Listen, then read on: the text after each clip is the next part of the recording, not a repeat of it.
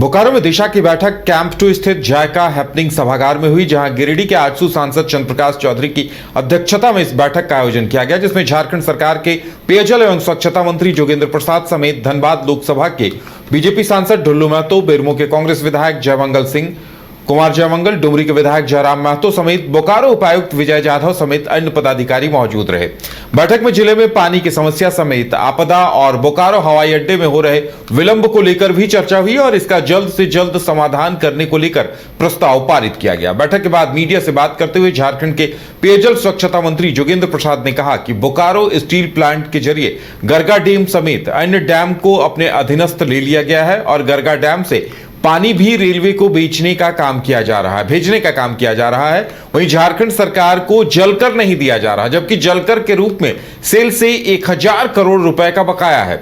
उन्होंने बोकारो हवाई अड्डे के अधूरेपन को लेकर केंद्र को जिम्मेदार ठहराया। वहीं बेरमो विधायक कुमार जयमंगल ने 19 गांवों को पंचायत का दर्जा नहीं दिए जाने को लेकर सेल प्रबंधन को आड़े हाथों लिया। वहीं डुमरी विधायक जयराम महतो ने आपदा को लेकर सवाल उठाया। उन्होंने कहा कि पिछले दिनों चंदनकियारी में तालाब में डूबने से 5 लोगों की जान गई थी, जिसमें से 3 लोग एक ही परिवार के थे। ऐसे तालाबों पर सुरक्षा को लेकर भी उनकी तरफ से सवाल उठाए गए। उनको रिलोकेट करने की जहाँ पर 4 महिलाएं डूबकर मर गई, तो मैंने विभाग से और माननीय सांसद, उपायुक्त और मंत्री जी को उपस्थिति में यही पूछा कि अगर वो कृषि योग्य तालाब है तो गांव से दूरी पे होना चाहिए था, और यदि वो व्यवहार के लिए वो तालाब है तो उस पर साइन बोर्ड होना चाहिए था, तो चारों तरफ सीढ़ियाँ होनी चाहिए थी। तो कल मैं खुद वहाँ विजिट करने के लिए गया था। तालाब से लगभग 10 फीट से गाँव और घर स्टार्ट होता है। तो इसका मतलब घोर कहीं ना कोई नियम का उल्लंघन किया गया है। तो इसलिए आज 4 महिलाओं की जानें चली गई।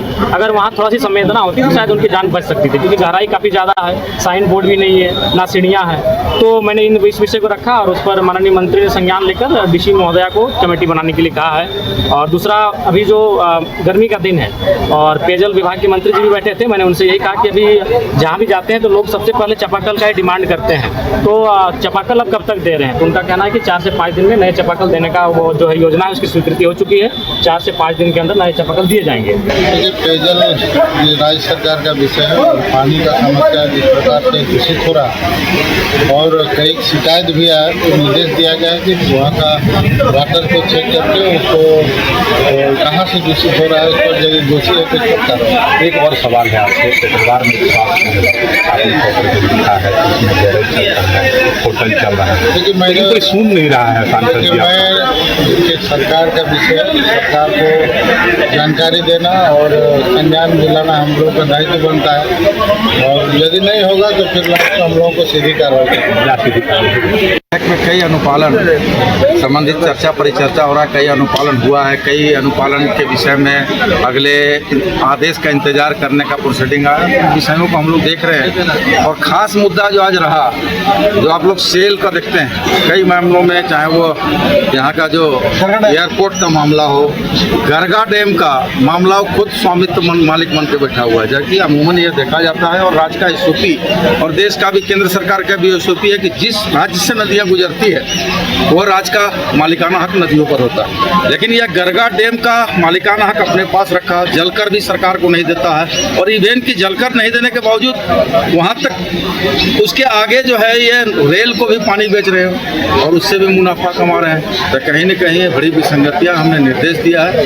इस पर डीसी महोदया को कमेटी बनाए और राजस्व जो करीब करीब 1000 करोड़ रुपया राज्य का राजस्व बाकी है उसको रिकवर कराएं और विधि संगत कार्रवाई।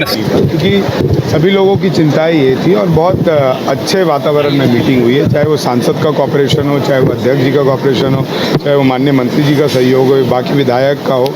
सभी लोगों ने एक सुर में बोकारो जिला के कल्याण हेतु योजनाओं के लिए बात किया है।